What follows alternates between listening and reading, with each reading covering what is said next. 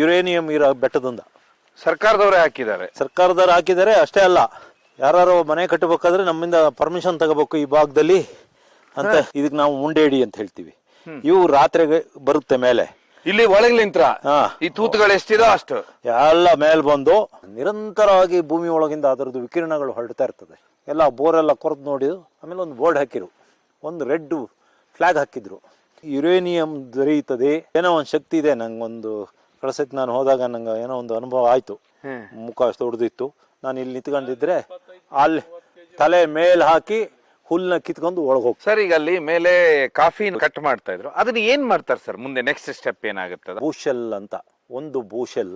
ನಾವು ಇವ್ರಿಗೆ ಕೆಜಿ ಲೆಕ್ಕ ಕೊಡೋದಿಗೆ ಇವ್ರು ಬೇಡ, ನಮಗೆ ನೀವು ಕೆಜಿ ಲೆಕ್ಕ ಬೇಡ, ಹಳೆ ಬ್ರಿಟಿಷ್ ಕಾಲದ ಬೂಶೆಲ್ ಲೆಕ್ಕನೇ ನಮಗೆ ಕೊಡಿ. ಕೆಜಿ ಲೆಕ್ಕ ಕೊಯ್ದರೆ ತೂಕ ಕಡಿಮೆ ಬರುತ್ತೆ, ನಮ್ಗೆ ಲಾಸ್ ಆಗ್ತದೆ ಅಂತ ಹೇಳ್ತಾ ಇದ್ದಾರೆ. ಹಾಗಾಗಿ ನಾನು ಬೂಶೆಲ್ ಲೆಕ್ಕ ಕೊಡ್ತಾ ಇರೋದು.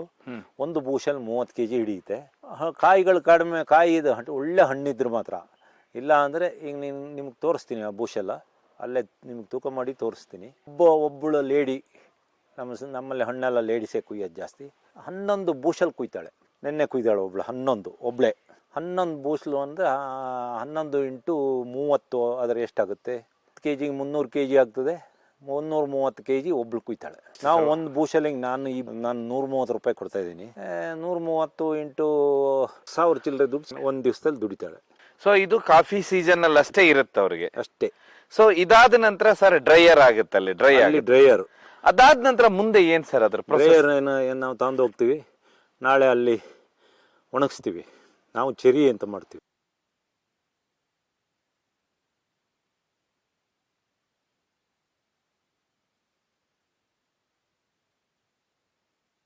ಪಲ್ಪರ್ ಮಾಡೋದಿಲ್ಲ. ಪಲ್ಪರ್ ಅಂದರೆ ಒಳ್ಳೆ ಹಣ್ಣುಗಳನ್ನ ಪಲ್ಪ್ ಮಾಡಿ ಅದರ ಮೇಲೆ ಸಿಪ್ಪೆ ತೆಗೆದು ಒಳಗಡೆದು ಬೀನ್ಸ್ ಏನಿರ್ತದೆ ಬೀಜಗಳು ಅದನ್ನೇ ಬೇರೆ ಒಣಗಿಸಿ ಅದು 3 ದಿವಸ 4 ದಿವಸಕ್ಕೆ ಒಣಗ್ತದೆ. ಇದಾದರೆ ಇಲ್ಲಿ ಬಿಸಿಲು ಸರಿ ಇಲ್ಲ, ಒಂದೊಂದು ಸತಿ 15 ದಿವಸ ಆದರೂ ಆಗ್ಬೋದು ಒಣಗ್ಸೋಕ್ಕೆ. ಒಂದೊಂದು ಸತಿ ಮಳೆ ಬರ್ಬೋದು. ಮೊನ್ನೆ ಸ್ವಲ್ಪ ಮಳೆ ಎಲ್ಲ ಉದುರಾಡಿ ಹೋಯಿತು. ಅದಾದಮೇಲೆ ನಾವು ಎಲ್ಲ ಕ್ಲೀನ್ ಮಾಡಿ ಫುಲ್ಲು ಕ್ಲೀನ್ ಮಾಡ್ತೀವಿ. ಆಮೇಲೆ 50 kg ಒಂದು ಬ್ಯಾಗ್ ಮಾಡ್ತೀವಿ. ಆಮೇಲೆ ಅದನ್ನ ನಾವು ಮಾರಾಟ ಮಾಡ್ತೀವಿ. ಒಂದು ಚೀಲ ಅಂದರೆ 50 kg. ಅದರಲ್ಲಿ ಆ ಚೀಲದ್ದು ತೂಕನೂ ಲೆಸ್ ಮಾಡ್ತೀವಿ. ಮೊದಲಾದರೆ ಗೋಣಿ ಬ್ಯಾಗ್ ಆದರೆ 1 kg ಎಲ್ಲ ಬರ್ತಿತ್ತು. ಇದು ಈಗ ಪ್ಲಾಸ್ಟಿಕ್ ಇದಾಗಿರೋದ್ರಿಂದ ಒಂದು 250 ಗ್ರಾಮ್ ಬರ್ಬೋದು. ಅದು ಕಡಿಮೆ, 150 ಗ್ರಾಮ್ ಬರ್ಬೋದು. ಸರ್, ಈಗ ಹಾಗಾದ್ರೆ ಒಂದ್ ವೇಳೆ ಒಣಗಿಸ್ತಾರೆ. ಆಮೇಲೆ ಹಲ್ಲರ್ ಅಂತ ಮಾಡ್ತಾರೆ, ಅದನ್ನ ತೆಗೆದು ಸಿಪ್ಪೆ ಬೇರೆ ಬೀಜ ಬೇರೆ ಮಾಡ್ತಾರೆ. ಆಮೇಲೆ ಆ ಬೀಜನ ಇವರಿಗೆ ಕಾಫಿ ಇವರಿಗೆ ಪುಡಿ ಮಾಡೋರಿಗೆ ಇಲ್ಲ ಎಕ್ಸ್ಪೋರ್ಟ್ ಮಾಡ್ತಾರೆ ಬೇರೆ ಬೇರೆ ದೇಶಕ್ಕೆ. ಸರ್, ಅಲ್ಲ ಪೌಡರ್ ಮಾಡಿದ ನಂತರ ಪೌಡ್ರ್ ಮಾಡೋಕ್ಕಿಂತ ಮೊದಲು ಬೀಜನೇ ಎಕ್ಸ್ಪೋರ್ಟ್ ಮಾಡ್ತಾರೆ. ಪೌಡ್ರ್ ಮಾಡ್ತಾರೆ. ಪೌಡ್ರ್ ಮಾಡಬೇಕಾದ್ರೆ ಆ ಚಿಕೋರಿ ತಂದು ಸಿಕ್ಕಾಪಟ್ಟೆ ಮಿಕ್ಸ್ ಹೊಡೆದು ಅದರಲ್ಲಿ ಈಗ ಇಲ್ಲಿ ಅದರಲ್ಲೂ ಒಂದು ಮೋಸ ನಡೀತಾ ಉಂಟು. ಏನು ಕಾಫಿ ಬೀಜ ಪುಡಿ ಮಾಡೋರು, ಈಗ ನಾನು ಒಂದು 5 kg ಪುಡಿ ಮಾಡು ಅಂತ ಕೊಟ್ಟರೆ ಅವನು ಅದಕ್ಕೆ ಅರ್ಧ ಇದು ಮಿಕ್ಸ್ ಹೊಡೆದು ಚಿಕೋರಿಗೆ ಭಾರಿ ಕಡಿಮೆ 35-40 ರೂಪಾಯಿ ಇರ್ಬೋದು kg. ಇಲ್ಲ, ಇನ್ನೇನು ಮಾಡ್ತಾನೆ, ಇದೊಂದು ಅರ್ಧ ಹಾಕಿ ಇನ್ನು ಅರ್ಧ ಕಾಫಿ ಅವನು ಕದ್ದು ಇನ್ನು ಅರ್ಧ ಕಾಫಿ ಹಾಕಿ ಬೀಜ ಇದು ಮಾಡಿ ಕೊಡ್ತಾನೆ. ಸೊ ಈಗ ಅವನ್ ಏನ್ ಮಾಡ್ತಾನೆ ಸರ್, ಇದ್ರ ಮೇಲಿನ ಸಿಪ್ಪೆ ತೆಗೆದು ಬೀಜ ಮಾಡಿಬಿಡ್ತಾನಲ್ಲ, ಅದಲ್ಲ ಅವ್ರ ಕೆಲಸ. ನಿಮ್ದು ಡೈರೆಕ್ಟ್ ಆಗಿ ಹೋಗಿ ಹಾಕೋ ಕೆಲಸ. ನಾವು ಅಷ್ಟೇ. ಅದನ್ನ ಹಲ್ಲಿಂಗ್ ಅಂತ ಮಾಡ್ತಾರೆ ಕಾಫಿ ಕ್ಯೂರಿಂಗ್ಗಳಲ್ಲಿ. ಸರ್, ಇದು ಈ ನೀರು ಮೇಲಿಂತ್ರ ಬಂದಿದೆ ಪೂರ್ತಿ, ಎಲ್ಲಿಂತ್ರ ಬರೋದು? ಯಾವ ನೀರು ಸರ್ ಇದು? ಇದೊಂದು ಗ್ರಾವಿಟಿ ವಾಟರ್. ಇದು ಇಲ್ಲೊಂದು ಬೆಟ್ಟ ಇದೆ, ಗವಿ ಬೆಟ್ಟ ಅಂತ. ಅದರಲ್ಲಿ ಗುಹೆ ಉಂಟು. ಅದರಲ್ಲಿ ಹಿಂದೆ ಋಷಿಗಳೆಲ್ಲ ತಪಸ್ಸು ಮಾಡಿದ್ರಂತೆ. ಇನ್ನು ಒಬ್ರು ಗವಿ ಅಜ್ಜಯ್ಯ ಅಂತ ಭಾರಿ ಫೇಮಸ್ ಅವರು ನಮ್ಮ ಹಳ್ಳಿಗೆಲ್ಲ ಬರ್ತಿದ್ರಂತೆ. ನಮ್ಮ ಅಜ್ಜ ಕಾಲದಲ್ಲಿ 200-300 ವರ್ಷದ ಹಿಂದೆ ನದಿಗಳು ಫ್ಲಡ್ ಬಂದಾಗ ಬಾಳೆ ಎಲೆ ಇಟ್ಟು ಅದ್ರ ಮೇಲೆ ಕೂತ್ಕೊಂಡು ದೋಣಿಯಲ್ಲಿ ಬಂದಂಗೆ ಬರ್ತಿದ್ರಂತೆ. ಅವರು ಸಮಾಧಿ ಆಗಿರೋ ಬೆಟ್ಟ ಅದೊಂದ್ರ ಈ ನೀರು ಬರ್ತಾ ಇರೋದು ಗವಿ ಬೆಟ್ಟ ಅಂತ. ಎಲ್ಲಿದೆ ಸರ್ ಇದು? ಮೇಲೆ ಇಲ್ಲಿಂದ ಒಂದು 3-4 ಕಿಲೋಮೀಟರ್ ಆಗುತ್ತೆ. ನಾನು 1-1.5 ಕಿಲೋಮೀಟರ್ ನೀರು ತಂದಿದ್ದೀನಿ. ಅಲ್ಲಿ ಇದು ವರ್ಷದ ಎಲ್ಲಾ ಕಾಲದಲ್ಲೂ ಹುಟ್ಟುತ್ತೆ ನೀರು. ಇದು ಪಶ್ಚಿಮ ಘಟ್ಟದ ನೀರಿನ ತರನೇ ಟೇಸ್ಟ್. ಇದು ಭಾರಿ ಟೇಸ್ಟ್ ನೀರು ಇದು. ಆಮೇಲೆ ನಾನು ಅಲ್ಲಿಂದ ಗ್ರಾವಿಟಿ ವಾಟರ್ ತಂದಿದ್ದೀನಿ. ಇದು ವರ್ಷದ ಎಲ್ಲಾ ಕಾಲದಲ್ಲೂ ನೀರು ಬರುತ್ತೆ. Very nice. ಭಾರಿ ರುಚಿಯಾಗಿರ್ತದೆ. ಅಂದ್ರೆ ಇದಕ್ಕೆ ಯಾವುದೇ ಪಂಪು ಗಿಂಪು ಏನಿಲ್ಲ, ಎತ್ತರದಲ್ಲಿ ಹೊರಡ್ತಾ ಇದೆ. ಅಲ್ಲಿಂದ ಹಾಗೆ ಬರ್ತಾ ಇದೆ. ಟ್ರೆಂಚ್ ಹೊಡೆದು ಪೈಪ್ ಹಾಕಿದ್ದೀನಿ, ನೀರು ಬರ್ತಾ ಇದೆ. ಆಮೇಲೆ ಮತ್ತೊಂದು ಅಂದ್ರೆ ಏನು ಗವಿ ಬೆಟ್ಟ ಉಂಟಲ್ಲ, ಅದರಲ್ಲಿ ಯುರೇನಿಯಂ ಸಿಕ್ಕಾಪಟ್ಟೆ ಇದೆ ಅಂತ ಅಲ್ಲಿ ಒಂದು ಬೋರ್ಡೇ ಹಾಕಿದ್ದಾರೆ. ಇಲ್ಲಿ ಯುರೇನಿಯಂ ಸಿಗುತ್ತೆ ಅಂತ ಅಂತ ಹೇಳಿ ಯಾರು ಸರ್ಕಾರ ಹಾಕಿದೆ. ಅಲ್ಲಿಂದ ಬರೋ ನೀರಿದು ಆ ಯುರೇನಿಯಂ ಇರೋ ಬೆಟ್ಟದಿಂದ ಸರ್ಕಾರದವರೇ ಹಾಕಿದ್ದಾರೆ. ಸರ್ಕಾರದವ್ರು ಹಾಕಿದ್ದಾರೆ. ಅಷ್ಟೇ ಅಲ್ಲ, ಯಾರು ಮನೆ ಕಟ್ಟಬೇಕಾದ್ರೆ ನಮ್ಮಿಂದ ಪರ್ಮಿಷನ್ ತಗೋಬೇಕು ಈ ಭಾಗದಲ್ಲಿ ಅಂತ. ಸರ್ ಇದೇನಿದು ಯುರೇನಿಯಂ? ನೀವೇನೋ ಗವಿ ಬೆಟ್ಟ ಅಂತಿದ್ರೆ ಏನ್ ಸರ್ ಕತೆ ಇದು? ಗವಿ ಬೆಟ್ಟ ಅಂತಿದೆ. 100 ವರ್ಷದ ಹಿಂದೆ ನಮ್ಮ ಅಜ್ಜ ಮುತ್ತಜ್ಜನ ಕಾಲದಲ್ಲಿ ಅಲ್ಲಿಂದ ಒಬ್ಬರು ಋಷಿಗಳು ಬಂದು ನಮ್ಮಲ್ಲೆಲ್ಲ ಹೇಮಾವತಿ ಮತ್ತು ಜಪಾವತಿ ನದಿಗಳ ಜಾಗ ಇದು. ಫ್ಲಡ್ ಬಂದಾಗ ಬಾಳೆ ಎಲೆ ಮೇಲೆ ಕೂತ್ಕೊಂಡು ನಮ್ಮ ಊರಿಗೆಲ್ಲ ಬಂದು ಹೋಗ್ತಿದ್ರಂತೆ. ಆಮೇಲೆ ನಾವು ಚಿಕ್ಕದ್ರಲ್ಲೆಲ್ಲ ಆಮೇಲೆ ಅಲ್ಲೊಂದು ಗವಿ ಇದೆ, ಗುಹೆ, ಅದರೊಳಗೆ ಅವರು ಸಮಾಧಿ ಆಗ್ತಾರೆ. ನಾವು ಇಲ್ಲಿ ಸುತ್ತಮುತ್ತ ಹಳ್ಳಿಯರು ವರ್ಷ ಹೋಗಿ ಬಾಳೆಹಣ್ಣಿಗೆ ತುಪ್ಪ ಹಾಕಿ ಸಕ್ಕರೆ ಹಾಕಿ ಅಲ್ಲಿ ಅರ್ಪಿಸಿ ಬರ್ತೀವಿ. ಅದು ಗವಿ ಗುಡ್ಡ ಅಂತ, ಗವಿ ಅಜ್ಜಯ್ಯ ಅಂತ ನಾವು ಈಗಲೂ ನಮ್ಮರೆಲ್ಲ ಹೇಳ್ತಾರೆ. ಅಲ್ಲಿ ಏನೋ ಒಂದು ಶಕ್ತಿ ಇದೆ. ನಂಗೊಂದು ಕಳಸಕ್ಕೆ ನಾನು ಹೋದಾಗ ನಂಗೆ ಏನೋ ಒಂದು ಅನುಭವ ಆಯಿತು. ಆಮೇಲೆ ಈಗ ಏನು ಈಗ ಒಂದು 10 ವರ್ಷದ ಹಿಂದೆ ಅಲ್ಲೆಲ್ಲ ಸರ್ವೆ ಆಯಿತು, ಎಲ್ಲ ಬೋರೆಲ್ಲ ಕೊರೆದು ನೋಡಿದ್ರು. ಆಮೇಲೆ ಒಂದು ಬೋರ್ಡ್ ಹಾಕಿರು, ಒಂದು ರೆಡ್ ಫ್ಲ್ಯಾಗ್ ಹಾಕಿದ್ರು, ಯುರೇನಿಯಂ ದೊರೆಯುತ್ತದೆ, ಹಾಗಾಗಿ ಯಾರು ಇಲ್ಲಿ ಮನೆ ಕಟ್ಟುವಾಗ ಎಲ್ಲ ನಮ್ಮ ಹತ್ರ ಕೇಳಿ ಮನೆ ಕಟ್ಟಬೇಕು ಅಂತ ಪರ್ಮಿಷನ್ ತಗೋಬೇಕು ಅಂತ. ಯಾವ್ದಾರ ಒಂದು ಈಗಿಲ್ದ್ರಿ 25 ವರ್ಷ ಬಿಟ್ಟು ಒಂದು 7-8 ಹಳ್ಳಿಗಳನ್ನ ಹೊರಗೆ ಕಳಿಸಿ ಯುರೇನಿಯಂ ತೆಗಿತಾರೆ. ಅಲ್ಲ ಸರ್, ಈ ಒಂದು ವಿಷಯ ಅಂತ ಹೇಳಿದ್ರೆ 10 ವರ್ಷದಿಂದ ಇದ್ರ ಬಗ್ಗೆ ಆಯ್ತು. ಇದು ಹೇಗೆ ಅವ್ರಿಗೆ ಗೊತ್ತಾಗುತ್ತೆ? ಸ್ಯಾಟಲೈಟ್ ಥ್ರೂನ ಅಥವಾ ಹೇಗಿದು? ಸ್ಯಾಟಲೈಟ್ ಅಲ್ಲ, ಇಲ್ಲಿ ಬಂದು ಸರ್ವೆ ಮಾಡಿ ಅಲ್ಲಿ ಮೇಲೆ ಬಿದ್ದಿರೋ ಯುರೇನಿಯಂ ಪೀಸ್ಗಳನ್ನೆಲ್ಲ ತೆಗೆದು ಭೂಮಿ ಕೊರೆದು ನೋಡಿದ್ರು. ಆದರೆ ಯುರೇನಿಯಂ ಇರಲ್ಲಿ ಯುರೇನಿಯಂ ವಿಕಿರಣಗಳು ಹೊರಡ್ತಾ ಇರ್ತವೆ.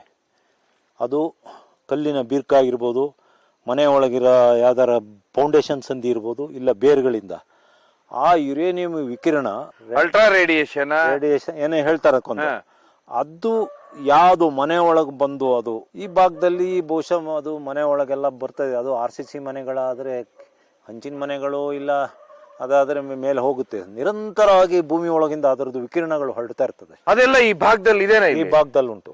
ಈಗ ನೀವ್ ಹೇಳ್ತಾ ಇದ್ರ ಈ ನೀರು ಇಲ್ಲಿ ನೀವು ಮೀನು ಕೃಷಿ ಮಾಡ್ತಾ ಇದ್ರ ಅಂತ ಹೇಳಿ, ಏನ್ ಕೃಷಿ ಸರ್ ಮೀನ್ದು?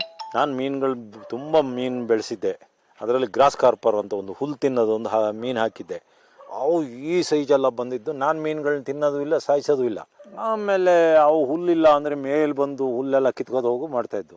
5 ವರ್ಷದ ಹಿಂದೆ ಮಹಾನ್ ಒಂದು ಫ್ಲಡ್ ಬಂತು. ಇಲ್ಲೊಂದು ನದಿ ಇದೆ ಜಪಾವತಿ ಅಂತ, ಅದು ಹೇಮಾವತಿಯ ಉಪನದಿಗಳಲ್ಲಿ ಅತಿ ದೊಡ್ಡದು. ಈ ಜಪಾವತಿ ಈ ಭಾಗದ ನೀರಲ್ಲೇ ಇದೇ ಜಾಸ್ತಿ ನೀರು ಹೋಗೋದು. ಅದು ಫ್ಲಡ್ ಬಂದಾಗ ಇದೆಲ್ಲ ಮುಚ್ಚೋಗುತ್ತೆ. ಈ ನನ್ನ ಅಡಿಕೆ ತೋಟ, ಕಾಫಿ ತೋಟ ಎಲ್ಲ ಮುಚ್ಚೋಗುತ್ತೆ. ಆವಾಗ ಈ ಮೀನೆಲ್ಲ ಪರಾರಿ. ಅದು ನನ್ನ ಹತ್ರನೇ ಇದ್ದಿದ್ರಿ, ದೇವ್ರದಿಂದ ಅವು ಬದುಕಿರ್ತಿದ್ದು. ಈಗ ಯಾವನ್ ಹಿಡ್ಕೊಂಡ್ ತಿಂದ್ರ ಏನು? ಅಲ್ಲ ಸರ್, ಅದು ಒಂದು ಆ ಮೀನಿನ ವಿಶೇಷ ಏನ್ ಸರ್? ಅದು ಹುಲ್ಲು ಮಾತ್ರ ತಿನ್ನೋದು. ನೀರೊಳಗೆ ನೀರು ಅಂದ್ರೆ ಹುಲ್ಲು, ಆಹಾರನೇ ಹುಲ್ಲು. ಅದಕ್ಕೆ ಆ ಹುಲ್ಲನ್ನ ಕಿತ್ ತಿಂತಿತ್ತು. ನೀವೆಲ್ಲಿ ತಂದಿದ್ರ? ಮೀನುಗಾರಿಕೆ ಇಲಾಖೆಯಲ್ಲಿ. ಏನ್ ಸರ್ ಫಿಶ್ ಹೆಸರು? ಗ್ರಾಸ್ ಕಾರ್ಪರ್ ಅಂತ. ಅದು ಭಯಂಕರ ತೂಕ ಆಗುತ್ತಾ? ಒಳ್ಳೆ ಚಂದ ಮೀನು. ಅದು ಈ ಕಾಟ್ಲ ಮೀನ್ ತರಾನೇ, ಮುಖ ದೊಡ್ಡದಿತ್ತು. ನಾನು ಇಲ್ಲಿ ನಿಂತ್ಕೊಂಡಿದ್ರೆ ಅಲ್ಲಿ ತಲೆ ಮೇಲ್ ಹಾಕಿ ಹುಲ್ಲನ್ನ ಕಿತ್ಕೊಂಡು ಒಳಗೋಗ್, ಹುಲ್ಲ ಕಿತ್ಕೊಂಡು ಮೇಲೆ ಹೋಗುದು ಅಂದ್ರೆ ಮೇಲೆ ಬರ್ತಿತ್ತು. ಇಲ್ಲಿ ಮೇಲೆ ತಲೆ ಇಷ್ಟು ಮೇಲೆ ನೀರಿನ ಮೇಲೆ ಹಾಕಿ ಆ ಹುಲ್ಲು ಸಿಕ್ಲಿಲ್ಲ ಅಂದ್ರೆ ಮೇಲೆ ಇರ್ತದಲ್ಲ ಹುಲ್ಲು, ಅದನ್ನ ಕಿತ್ಕೊಂಡು ಹೋಗ್ತಿತ್ತು. ಆಮೇಲೆ ಎಲ್ಲ ಪರಾರಿ. ಅದು ಅವನು ಯಾರು ಹಿಡಿದು ತಿಂದ್ರು. ಒಂದು ವಿಷಯ ಹೇಳಿದ್ರೆ, ನೀವು ಮೀನ್ ತಿನ್ನಲಿಲ್ಲ. ನಾನ್ ಸಾಕಿದ್ ಮೀನ್ ತಿನ್ನಲ್ಲ. ವಿಕ್ರಮ್ ಗೌಡ್ರ ತೋಟ ಇದು. ಅಲ್ಲಿ ನಾವು ನೋಡಿದ್ದು ಕಾಫಿ ತೋಟ, ಆ ನಂತರ ಅವ್ರದ್ದು ಒಂದು ಮೀನುಗಾರಿಕೆಯ ಜಾಗವನ್ನು ನೋಡಿದ್ವಿ. ನೀವೆಲ್ಲ ನೋಡ್ಬೋದು ಅವ್ರೆಷ್ಟು ಕೃಷಿಕರಾಗಿ ಎಷ್ಟು ಇಂಟ್ರೆಸ್ಟ್ ಅಲ್ಲಿ ಇರ್ತಾರೆ. ಮೊದಲು ಅವ್ರ ತೋಟನ ನೋಡುವ. ಸರ್ ಇದೆಲ್ಲ ಏನ್ ಸರ್? ಇದು ಹುತ್ತಿನ ತರ ಇದೆಲ್ಲ ನೀರು ಜಾಸ್ತಿ ಆಗ್ತದಲ್ಲ, ಅವಾಗ ಇದೆಲ್ಲ ನೀರು ಹೋಗ್ಲಿಕ್ಕೆ. ಆಮೇಲೆ ಇದಕ್ಕೆಲ್ಲ ಸರ್ ಇದು ತೂತ ನದಿ ಬಂದು ನಿಲ್ಲುತ್ತೆ. ಯಾವ ನದಿ? ಈ ಜಪಾವತಿ ನದಿ ಫ್ಲಡ್ ಬರುತ್ತೆ ಇಲ್ಲಿಗೆ. ಅಲ್ಲ ಸರ್, ಇದೆಲ್ಲ ಇದು ತೂತು ಬಿದ್ದಿರುವುದೇನ್ ಸರ್ ಇದು? ಅದೊಂದು ಜಾತಿ ಏಡಿ. ಒಂದು ನಾವು ನೋಡ್ತಾ ಹೋದ್ರೆ ಈ ಭಾಗಕ್ಕೆ ಬಂದ ಕೂಡಲೇನೆ ಇದು ಪೂರ್ತಿ ಪಶ್ಚಿಮ ಘಟ್ಟದ ನಾವು ಇವತ್ತು ಸರ್ ಇದೆಲ್ಲ ಇದು. ಇಲ್ಲಿ ನಮ್ಮ ಮಲೆನಾಡಲ್ಲಿ 3 ಜಾತಿ ಏಡಿಗಳಿದಾವೆ. ಒಂದು ಕಲ್ಸಂದಿ ಇರೋದು ದೊಡ್ಡ ಏಡಿ, ಅವು ಕಲ್ಲೇಡಿ ಅಂತೀವಿ. ಇನ್ನೊಂದು ಗದ್ದೆಗಳಲ್ಲಿ ಮಾತ್ರ ಬದುಕೋದು ಹುಲ್ಲೇಡಿ ಅಂತ ಹೇಳ್ತೀವಿ. ಇದು ಈ ಏಡಿ ವೈಟ್ ಆಗಿದ್ದು ಅದರದ ಕಣ್ಣು ಹತ್ರ ಕಪ್ಪು ಇರುತ್ತೆ ಆ ಬಾಡಿ ಮೇಲೆ. ಅದಕ್ಕೆ ನಮ್ಮಲ್ಲೆಲ್ಲ ಇದಕ್ಕೆ ನಮ್ಮ ಈ ಭಾಗದಲ್ಲಿ ಇದಕ್ಕೆ ನಾವು ಮುಂಡೇಡಿ ಅಂತ ಹೇಳ್ತೀವಿ. ಇವು ರಾತ್ರಿಗೆ ಬರುತ್ತೆ ಮೇಲೆ, ಇಲ್ಲಿ ಒಳಗ್ಲಿಂತ್ರ ಈ ತೂತುಗಳು ಎಷ್ಟಿದೋ ಅಷ್ಟು ಎಲ್ಲ ಮೇಲ್ ಬಂದು ಇಲ್ಲೆಲ್ಲ ಹುಲ್ಲು ಎಲ್ಲ ತಗೊಂಡು ತಿಂದು ಮತ್ತೆ ರಾತ್ರಿ ಹಗಲು ಹೋಗಿ ಮಲಗ್ತವೆ. ಮತ್ತೆ ಈ ಏಡಿಗಳನ್ನ ಇಲ್ಲಿ ಯಾರು ತಿನ್ನಲ್ಲ ಇದನ್ನ. ಅಲ್ಲ ಸರ್, ಒಂದು ವಿಷಯ ಅಂತ ಹೇಳಿದ್ರೆ ಅದ್ರ ಆಹಾರ ರಾತ್ರಿ ಅಷ್ಟೇನೆ ಅಷ್ಟೇ, ಹಗಲು. ಇಲ್ಲಿ ನೋಡಿ ಸರ್, ಇದೇನಿದು ಇಷ್ಟು ದೊಡ್ಡದಿದೆ ಅಲ್ಲ ಇದು ತೂತು? ಇದು ಅದು ಸ್ವಲ್ಪ ದೊಡ್ಡ ಏಡಿ. ದೊಡ್ಡ ಏಡಿ. ಈಗ ಯಾರಾದ್ರೂ ತಿಳ್ಕೊಂಡ್ರೆ ಹಾವುಗಳಿದಾವ ತಿಳಿತಾರೆ? ಇಲ್ಲ, ಇದ್ರೊಳಗೆ ಹಾವು ಹೋಗಲ್ಲ, ಅಲ್ಲಿ ಏಡಿ ಕಚ್ಚಾಗ್ತದೆ. ಹೌದಾ? ಹಾ. ವಿಶೇಷ. ಬನ್ನಿ, ಇಲ್ಲೊಂದು ಯಾವ್ದೋ ಗಿಡಗಳಿದಾವೆ, ವಿಶೇಷವಾದ ಗಿಡ ಮರಗಳನ್ನ ಬೆಳೆಸಿದಿರಾ? ಇದೆಲ್ಲ ಕಿತ್ಲೆ ಮರಗಳು. ಇವೆಲ್ಲ ಕಿತ್ಲೆ ಗಿಡಗಳು. ಕಿತ್ಲೆ ಗಿಡಗಳು.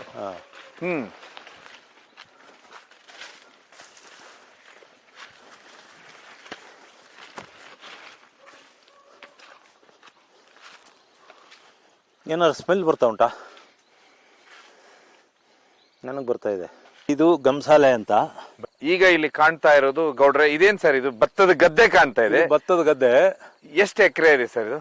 ಇದೊಂದು 1.5 ಎಕರೆ ಅಷ್ಟು ಉಳಿಸ್ಕೊಂಡಿದ್ದೀನಿ. ಇನ್ನು ಇದೆಲ್ಲ ಗದ್ದೆನೆ. ಇದನ್ನ ಕಾಫಿ ತೋಟ ಮಾಡಿದೆ. ಇಲ್ಲಿಗೆ ಫ್ಲಡ್ ಬಂದು ನಿಲ್ಲೋದ್ರಿಂದ ನಿತ್ರು ಒಂದೊಂದು ವಾರ ನಿಂತು ಬಿಡುತ್ತೆ, ನೀರು ಸರಿಯುವುದಿಲ್ಲ. ಹಾಗಾಗಿ ಇದು ಗಂಸಾಲೆ ಅಂತ. ಈ ಭತ್ತ ಅನ್ನ ಮಾಡಿರಿ ಇಡೀ ಮನೆ ಎಲ್ಲ ಘಮ ಅಂತದೆ. ಜೊತೆಗೆ ಈಗಲೂ ಮೂಸ್ ನೋಡಿ ನೀವು, ಅದರದ್ದು ಒಂದು ಅಕ್ಕಿ ತಗೊಂಡು ತಿನ್ನಿ, ನೋಡಿ ಸ್ಮೆಲ್ ನೋಡಿ, ಗಾಳಿ ಬೀಸತಿ ಘಮ ಅಂತ ಇದೆ. ಆಮೇಲೆ ಇದನ್ನ ಮೂಸ್ ನೋಡಿ ಸಾಕು. ಇದು ಬಾಸುಮತಿ ಸ್ಮೆಲ್ ಬರ್ತಾ ಇದೆ ಸರ್. ಬಾಸುಮತಿ ಅಲ್ಲ, ಅದೇ ತರ ಬಾಸುಮತಿ ಏನಿದ್ರು ಡೆಲ್ಲಿಯಲ್ಲಿ ಬೆಳೆಯೋದು. ಹೌದು, ಪಂಜಾಬ್ ಕಡೆ. ಇದನ್ನ ನಾನು ಹುಡುಕಿ 2 ವರ್ಷ ಆಮೇಲೆ ನನಗೆ ಕೂರ್ಗಲ್ ಒಬ್ರು 40 ಎಕರೆ ಗದ್ದೆ ಮಾಡ್ತಾರೆ, ಅವ್ರ ಹತ್ರ ಹೋಗಿ ತಗೊಂಡ್ ಬಂದೆ ಇದನ್ನ. ಏನ್ ಸರ್ ಇದು? ಗಂಸಾಲೆ ಅಂತ ಇದು. ಅನ್ನ ಮಾಡಿರಿ ಮನೆ ಎಲ್ಲ ಘಮ ಸ್ಮೆಲ್ ಬರ್ತದೆ. ಭತ್ತ ತಿಂದು ನೋಡಿ ಸ್ಮೆಲ್ ಬರ್ತದೆ. ಕಾಡ್ಕೋಳಿ, ಮೊಲ, ಜಿಂಕೆ, ಆಮೇಲೆ ನವಿಲು ಎಲ್ಲವೂ ಇಲ್ಲಿ ಬಂದು ತಿಂತಾ ಇದಾವೆ. ಈಗ ನೋಡಿ ಘಮ ಅಂತ ಉಂಟು ಸರ್. ಈಗ ಒಂದು ಅಲ್ಲಿ ಬೇಕಾದ ವಿಶೇಷವಾದ ಕಾಡಿದೆ, ಅಲ್ಲಿ ಯಾವ್ಯಾವ ಪ್ರಾಣಿಗಳಿದಾವೆ ಸರ್? ಅಲ್ಲಿ ಎತ್ತರ ಜಾಗ, ಕಾಡ್ಕುರಿಗಳಿದಾವೆ. ಅದು ಬಾರ್ಕಿಂಗ್ ಡಿಯರ್ ಅಂತ. ಕಾಡ್ಕುರಿ ಮಂಗಗಳು ಬಂದು ಸೇರ್ಕೊಂಡು, ಮುಳ್ಳಂದಿಗಳು ಬಂದು ಅಲ್ಲೇ ಬಿಲ ಮಾಡಿಕೊಂಡು, ಅಲ್ಲೊಂದು 10-15 ಅವು ಸೇರ್ಕೊಂಡು, ಅವರೆಲ್ಲ ಬಂದ ಕೂಡಲೇ ಜಿಂಕೆ ಈಗ ಕಳೆದ ವರ್ಷದಿಂದ ಗೌರು ಅಂದ್ರೆ ಕಾಡ್ಕೋಣಗಳು ಬರ್ತಾ ಇದಾವೆ. ಅದಾದ್ಮೇಲೆ ಈ ವರ್ಷ ಮೇ ತಿಂಗಳಲ್ಲಿ ಒಂದು ಹುಲಿ ಬಂದು ಹೋಯ್ತು. ಅದಕ್ಕಿಂತ 2 ವರ್ಷದಿಂದ ಮಕ್ಕನ ದತ್ತು ಪುತ್ರ ಕಾನಳ್ಳಿ ಕುಳ್ಳ ಅವ್ರುಗಳು ಬಂದ್ರು. ಹಂಗಾಗಿ ಅವು 1100 ವರ್ಷದ ಅದು ಕಾರಿಡಾರ ಏನು ಅಂತೂ ಇಲ್ಲ ವಾಸಸ್ಥಾನ ಇರ್ಬೋದು ಅಂತೂ ಬಂದು ಹೋಗ್ತಾ ಇದ್ದಾರೆ. ಸರ್ ಈಗ ಭತ್ತ ಬೆಳೆದಿದ್ರಲ್ಲ, ಎಷ್ಟು ಸರ್ 1.5 ಎಕರೆಯಲ್ಲಿ ಎಷ್ಟು ಟನ್ ಭತ್ತ ಬರುತ್ತೆ ಸರ್ ಇದು? ನಮ್ದು ಮಲೆನಾಡು ಹೆವಿ ರೈನ್ ಮಳೆ, ಈ ಸತಿ 200 ಇಂಚ್ ಮಳೆ ಬಿದ್ದಿದೆ. ಈ ಭತ್ತಗಳಲ್ಲೂ ಕಡಿಮೆ ಮಳೆ ಬೀಳೋ ಜಾಗ, ಆಮೇಲೆ ನಾಲೆ ಜಮೀನಿನ ಅಲ್ಲಿದು ಭತ್ತಗಳು ಮಲೆನಾಡಿಗೆ ಆಗಲ್ಲ. ಇದು ನಿಜ ಹೇಳ್ಬೇಕು ಅಂದ್ರೆ ಇದು ಮಲೆನಾಡಿನ ಭತ್ತ ಅಲ್ಲ. ಆದರೂ ನೋಡಿ ಇಷ್ಟು ಚಂದ ಬಂದಿದೆ. ಏನು ಎಕರೆಗೆ ಒಂದು 15-20 ಕ್ವಿಂಟಲ್ ಬರ್ಬೋದು. ಆದರೆ ನಾಲೆ ಜಮೀನಲ್ಲಿ 40-60 ಕ್ವಿಂಟಲ್ ಬೆಳೀತಾರೆ. ಆದ್ರೆ ನಮ್ಮ ಮಲೆನಾಡು ಭತ್ತ ಬೆಳೆಯ ಸೂಕ್ತ ಜಾಗ ಅಲ್ಲ. ಯಾಕೆಂದ್ರೆ 3 ತಿಂಗಳು 4 ತಿಂಗಳು ಮಳೆ ಬೀಳ್ತಾ ಇರ್ತದಲ್ಲ. ನಾನಿದು 50 kgಗೆ 2,500 ರೂಪಾಯಿ ದುಡ್ಡು ಕೊಟ್ಟು 50 kg ಭತ್ತ ತಂದಿದ್ದೆ. 2,500 ರೂಪಾಯಿ ಕೊಟ್ಟಿದ್ದೆ 50 kg ಭತ್ತಕ್ಕೆ. ಈಗ ಅಲ್ಲ ಸರ್, ಇದು ರೇಟ್ ಏನ್ ಬರುತ್ತೆ ಇದಕ್ಕೆ? ರೇಟ್ ಎಷ್ಟು ಅಂತ ಹೇಳಕ್ಕಾಗಲ್ಲ. ಯಾಕಂದ್ರೆ ಯಾರು ಖುಷಿ ಪಟ್ಟು ಯಾರು ತಗೊಂಡು ಹೋಗ್ಬೋದು, ಇಲ್ಲ ನಾವೇನೋ ಸ್ವಲ್ಪ ಅಕ್ಕಿ ಮಾಡಿ ರೆಸಾರ್ಟ್ನವರಿಗೆಲ್ಲ ಮಾರ್ಬೋದು. ಭತ್ತ ಸ್ಮೆಲ್ ಇದೆ ಹಿಂಗೆ ಅಂತ ಇಷ್ಟು ಅಂತ ಹೇಳಕ್ ಆಗಲ್ಲ. ಸುಮ್ಮನೆ ಒಂದು ಶೋಕಿಗೆ ಬೆಳೆದಿದ್ದಷ್ಟೇ. ಇಲ್ಲಿ ಬೇರೆ ಭತ್ತನೂ ಬೆಳಿತೀರಾ ನೀವು? ಕಳೆದ ವರ್ಷ ಬೇರೆ ಬೆಳೆದಿದ್ದೆ. ಅದರಲ್ಲಿ ನೋಡಿ ಆ ಕಡೆ ಇದೆಯಲ್ಲ, ಅದು ಜೀರಿಗೆ ಸಣ್ಣ ಅಂತ. ಆ ಸೈಡ್ ಇರೋದೆಲ್ಲ ಕೆಳಗಡೆ ಬಿರಿಯಾನಿ ಉಪಯೋಗ. ಜೀರಿಗೆ ಸಣ್ಣ ಅಂದ್ರೆ ಅದು ಜೀರಾ ರೈಸ್ ಅಂತ ಬೆಂಗಳೂರಲ್ಲಿ ಕೊಡ್ತಾರಲ್ಲ, ಅದು ತುಪ್ಪದನ್ನ ಗೀ ರೈಸ್ ಹೇಳಿ ಮಾಡಿಸಿದ ಅಕ್ಕಿ ಅದು. ಹಂಗಾಗಿ ಅದು ಜಾಸ್ತಿ ಖರ್ಚಾಗಬಹುದು. ಸೊ ಒಟ್ಟಾರೆಯಾಗಿ ಅಂತ ಹೇಳಿದ್ರೆ ಈಗ ಹೋದ್ ಸರಿ ಹೇಗ್ ಮಾರಿದ್ರ ಸರ್? ರೇಟ್ ಹೇಗಿತ್ತು ಅಂದ್ರೆ ಕೃಷಿಕರಿಗೆ ಗೊತ್ತಾಗ್ಲಿ ಅಂತ ನಾನು ಕೇಳಿ. ಹೋದ್ ಸತಿ ಬಹುಶಃ ನಾವು ಭತ್ತ ನಾನು 150 ರೂಪಾಯಿ ಕ್ವಿಂಟಲ್ ಇಂದ ಬೆಳೆದು ಮಾರಿದನು. 100 ರೂಪಾಯಿ ಇತ್ತು ಕಳೆದ ವರ್ಷ ನಂಗೆ 2-2.5 ಸಾವಿರ ರೂಪಾಯಿ ಸಿಕ್ತು ಕ್ವಿಂಟೋಲಿಗೆ. ನನಗೆ ಆಶ್ಚರ್ಯ, ಇಷ್ಟು ಬತ್ತಕ್ಕೆ ಇಷ್ಟೊಂದು ದುಡ್ಡು ಸಿಕ್ತಾ ಅಂತ ಜೋಬಲ್ಲಿ ದುಡ್ಡು ಇಟ್ಕೊಂಡು.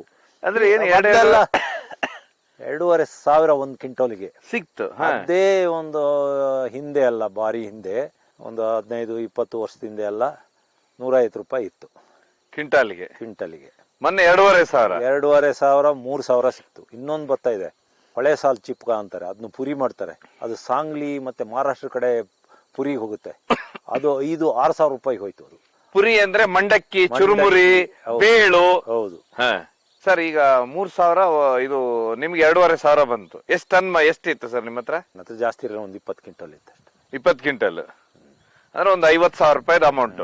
ಅದೇ ಜೋಬಳಗ್ ದುಡ್ಡು ಇಟ್ಕೊಂಡು ನಾನು ಮುಟ್ಟಿ ನೋಡ್ಕೊಳೋದು, ಇಷ್ಟು ದುಡ್ಡು ಸಿಕ್ತಲ್ಲ ಅಂತ. ಯಾಕಂದ್ರೆ ನಾವು ಹಿಂದೆ 150 ರೂಪಾಯಿ 100 ರೂಪಾಯಿ ಕ್ವಿಂಟಲ್ ಮಾರಿದವರು, ಲೋಡ್ ಗಟ್ಲೆ, ಅದು ಲಾರಿ ಲೋಡಲ್ಲಿ. ಆದ್ರೆ ಇಲ್ಲಿ ಇಷ್ಟು ಭತ್ತ ಇಷ್ಟು ಸಿಕ್ತಲ್ಲ ಅಂತ ಖುಷಿ ಆಗ್ತಿತ್ತು. ತುಂಬಾ ವಿಶೇಷ. ವಿಕ್ರಮ್ ಗೌಡರ ಕೂಡಲೇನೆ ವಿಶೇಷವಾದ ಭತ್ತದ ತಳಿ ಗಂಸಾಲೆ ಅನ್ನುವಂತ ವಿಶೇಷವಾದ ತುಂಬಾ ಅದ್ಭುತವಾದ ಒಂದು ಸುವಾಸನೆ ಅಂತ ಹೇಳಿದ್ರೆ ನನಗೆ ಏನ್ ಅನ್ಸುತ್ತೆ ಅಂತ ಹೇಳಿದ್ರೆ, ಬಾಸ್ಮತಿ ರೈಸ್ ಆ ಟೈಪ್ ಅಲ್ಲಿ ಒಂದು ಸ್ಮೆಲ್ ಬರ್ತಾ ಇದೆ. ಅದಾದ ನಂತರ ಜೀರಾ ರೈಸ್ ಇಂದ ಆ ಭಾಗದಲ್ಲಿ ಬೆಳೆದಿದ್ದಾರೆ ಗೌಡ್ರು. ಇದು ಅವರ ಕೃಷಿ ಜೀವನ ಅಂತ ಹೇಳಿದ್ರೆ, ಕೃಷಿ ಜೀವನವು ಅಷ್ಟೇ ಅದ್ಭುತವಾಗಿದೆ ಅನ್ನೋದಕ್ಕೆ ಇದು ಒಂದು ಉದಾಹರಣೆ. ಒಟ್ಟಾರೆಯಾಗಿ ಸರ್, ಈಗ ಅಂತ ಹೇಳಿದ್ರೆ, ಈಗ ಒಂದು ಇದೆ, ಒಂದು ವರ್ಷಕ್ಕೆ ಒಂದ್ಸರಿ ಬೆಳೆನ 2 ಸರಿನ? ಒಂದೇ ಬೆಳೆ 2 ಸತಿ. ಅಂದ್ರೆ ಈ ನೀರ್ಗಳೆಲ್ಲ ಕಡಿಮೆ ಆಗ್ತದೆ, ಇಲ್ಲಿ ನೀರ್ ಬರೋ ನೀರಲ್ಲ, ಅಲ್ಲಿ ನದಿಯಿಂದ ಲಿಫ್ಟ್ ಮಾಡ್ಬೇಕು ಬೆಳೆ ಬೆಳೆಯಕ್ಕೆ.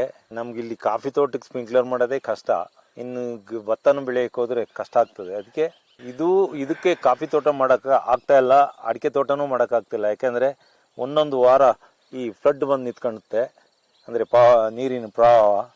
ಹಾಗಾಗಿ ಭತ್ತ ಮಾಡ್ತಾ ಇರೋದು.